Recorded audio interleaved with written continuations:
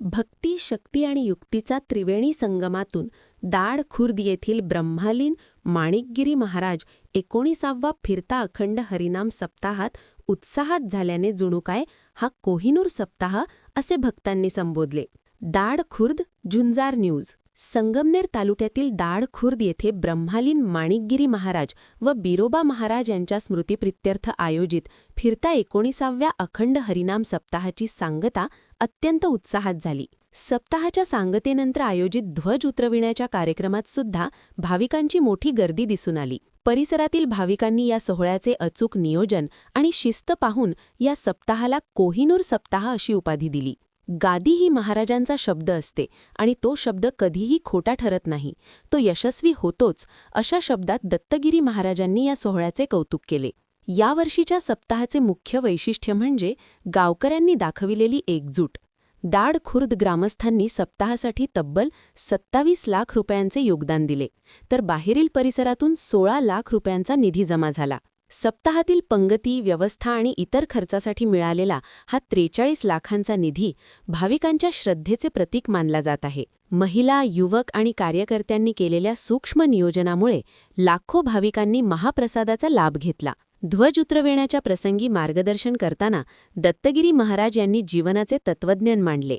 ते म्हणाले की कोणत्याही कार्याची पावती संघर्षातूनच मिळते. आयुष्यात निंदक किंवा विरोधक असणे अत्यंत गरजेचे आहे. ज्याप्रमाणे सासू नसेल तर सुनेला घराचा नीट आकार येत नाही, त्याचप्रमाणे कट्टर विरोधकामुळेच कार्यकर्ता अधिक धडपडणारा आणि सक्षम होतो. विरोधकांमुळेच व्यक्तीच्या कर्तृत्वाला पैलू पडतात.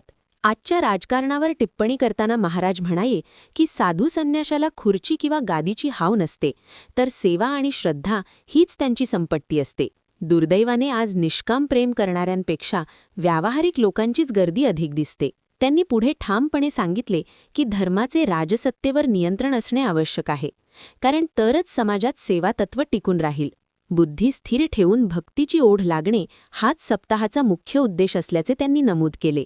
या प्रसंगी राजहंस दूध संघाचे वाई चेअरमन राजेंद्र चकोर, नारायण काका कहार, भारतराव गीते, निवृत्ती सांगळे, प्रमोद बोंद्रे, सतीश जोशी, किशोर जोशी, सुनील जोशी, डॉक्टर साईनाथ जोशी, संजय जोशी, अशोक महाराज जोशी, विठ्ठल आसावा, मुकुंद महाराज जोरी, गोरक्षनाथ तांबे, उत्तम कुदनर यांसह परिसरातील कार्यकर्ते, पदाधिकारी आणि भाविक मोठ्या संख्येने उपस्थित होते.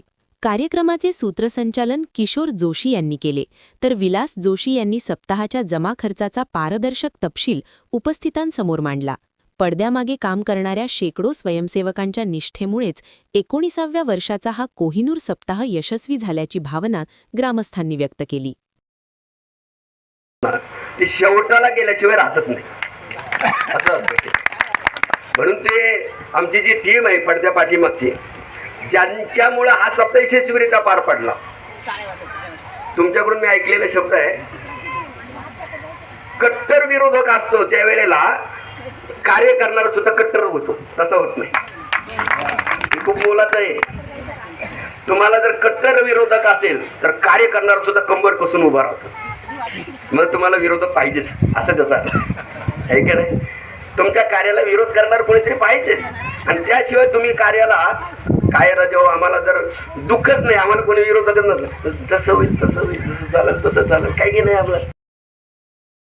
संगमनेर तालुका दूध उत्पादक संघ आपल्या दूध उत्पादकांसाठी घेऊन आले आहेत राजहंस मिल्किंग मशीन व चाफ कटर योजना.